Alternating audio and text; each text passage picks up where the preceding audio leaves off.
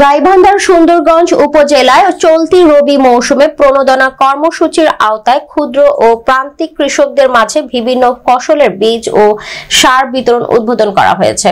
আজ সোমবার উপজেলা কৃষি অধিদপ্তরের আয়োজনে কৃষক প্রশিক্ষণ হল রুম চত্বরে উপজেলা নির্বাহী অফিসার মোহাম্মদ নাজির হোসেনের সভাপতিত্বে বীজ ও সার বিতরণ উদ্বোধন উপলক্ষে এক আলোচনা সভা অনুষ্ঠিত হয়।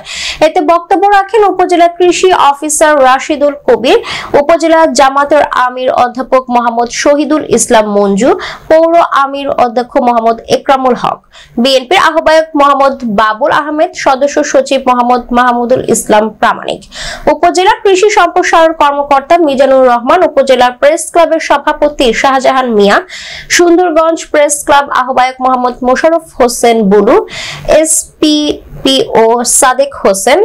পরে প্রণোদনা সার ও বীজ বিতরণ উদ্বোধন করেন অতিথিবৃন্দ। জানা গেছে, চলতি মৌসুমে উপজেলার 15টি ইউনিয়ন ও একটি পৌরসভার 4100 জন কৃষক প্রণোদনার বীজ ও সার পাবেন।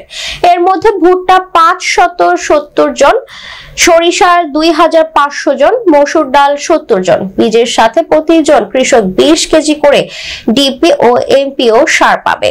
পর্যায়ক্রমে কৃষকদের মাঝে এইসব ফসলের বীজ ও সার বিতরণ করা হবে। সেটা খাওয়া যাবে না, সেটা তারা বীজ হিসেবে উৎপাদন করে আশেপাশে বিতরণ করবে এবং এটা আবারটা বিক্রি হবে। করতে হবে, ডলার নাই এরকম শুনেন না মাঝে মাঝে। তো এখন এটার উপর আমরা নির্ভরশীলতা কমাতে চাই।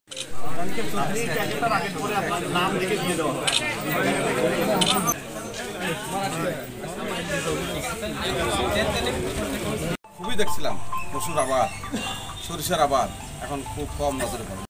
সার দিচ্ছে, বীজ দিচ্ছে, শুধু আমরা হাল চাষ করবো। এত সুবিধা পাওয়া যায়, কাজে না লাগাই, এই বীজটা নষ্ট করি, অন্য কাজে ব্যয় করি। দেশের সম্পদ যদি আগ্রহী হন তাহলে দেখা যাবে পর্যায়ক্রমে এটার আমরা যদি উপকারিতা পাই, সরকার যদি উপকারিতা পায়, তাহলে এটার পরিমাণ কিন্তু আস্তে আস্তে আরও বৃদ্ধি করবে।